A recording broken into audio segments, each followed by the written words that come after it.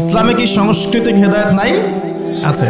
যদি তাই থাকে তাহলে আমরা কেন এমন সংস্কৃতির চর্চা করব যে সংস্কৃতি আমাদের মধ্যে জেনা ছড়িয়ে দিবে, যে সংস্কৃতি আমাদেরকে নগ্ন মেয়ে আমাদের সামনে উপস্থাপন করছে, যে সংস্কৃতি আমাদের যুব সমাজকে যৌন সুরসুরির দিকে প্রলুব্ধ করছে, আমরা কেন সেই সংস্কৃতির চর্চা করব? আমাদের কাছে কি ইসলামিক সংস্কৃতি নাই? একটু ঠান্ডা মাথায় ভাবেন, সংস্কৃতির কি প্রয়োজন আছে? আপনার কৃষ্টি এবং কালচার মনন, আমরা বলি মন আর মনন, এটা বিশ্বের বুকে আপনি পরিস্ফুটন ঘটাবেন, গোলাপের মতো ফুটে উঠবে মনন।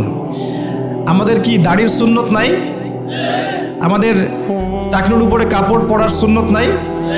আমাদের ঢিলে ঢালা তাকওয়ার পোশাক পরার সুন্নত নেই? আমাদের মা বোনদের পর্দার সুন্নত নাই? আমাদের এই যুব সমাজ যারা তোমরা মানে পশ্চিমা সংস্কৃতির অনুসরণ করছো আর কি, তোমাদের জন্য কি রাসূলুল্লাহ সাল্লাল্লাহু আলাইহি ওয়াসাল্লামের লেবাস এবং পোশাকের কোনো সুন্নত নাই?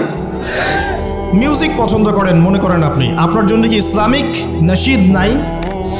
নাই। আপনি ধরেন মুভিজ পছন্দ করেন, ইসলামিক ভালো কোনো মুভিজ নাই? আপনি উৎসব পছন্দ করেন, ইসলামিক উৎসব নাই? মনে রাখবেন, ইসলামের বাহ্যিক শত্রুর চাইতে ভিতরের শত্রুর ক্ষতিকর দিক বেশি। ইসলামের বাহ্যিক শত্রুদেরকে আমরা স্পষ্ট চিনি, তাদের সাথে ফাইট করা সহজ, কিন্তু ভিতরের শত্রুদের সাথে ফাইট করা ডিফিকাল্ট। এই জন্যে এই যুগে বাইরের চোখ দিয়ে যা দেখবেন সেটা সবসময় সত্য নয়, ভিতরের চোখ দিয়ে আপনাকে দেখা শিখতে হবে। আপনাকে খিদির আলাইহিস সালাম হতে হবে।